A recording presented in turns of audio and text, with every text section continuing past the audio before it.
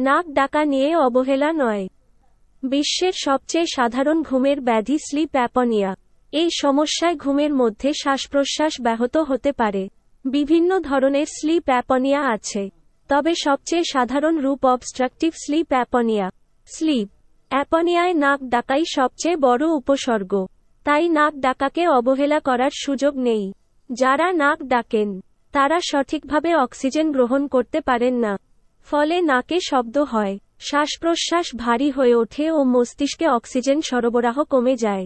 লক্ষণ: দিনে অতিরিক্ত ঘুম বা ক্লান্তি, ঘুমের মধ্যে শ্বাসকষ্ট বা দম বন্ধ হয়ে যাওয়া, শুষ্ক মুখ নিয়ে জেগে ওঠা, গলা ব্যথা নিয়ে জেগে ওঠা, সকালের দিকে মাথা ব্যথা, দিনে মনোযোগ দিতে অসুবিধা, হতাশা বা বিরক্তি, মেজাজে পরিবর্তন, উচ্চ রক্তচাপ। এসব লক্ষণের অনেকগুলো সাময়িকভাবে অন্যান্য সাধারণ কারণেও হতে পারে, যেমন ফ্লু বা সাধারণ ঠান্ডা।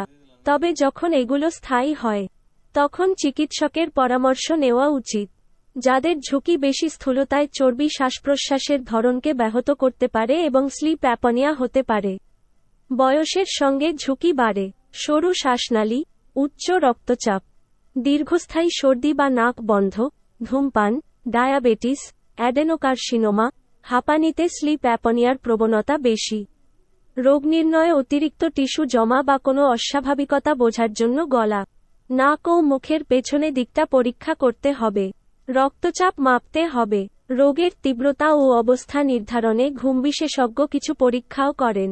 পলিসমনোগ্রাফি, এতে শ্বাসপ্রশ্বাসের ধরন, অঙ্গপ্রত্যঙ্গের নড়াচড়া ও রক্তে অক্সিজেনের মাত্রা সহ হৃৎপিণ্ড, ফুসফুস এবং মস্তিষ্কের কার্যকলাপ জানা যায়।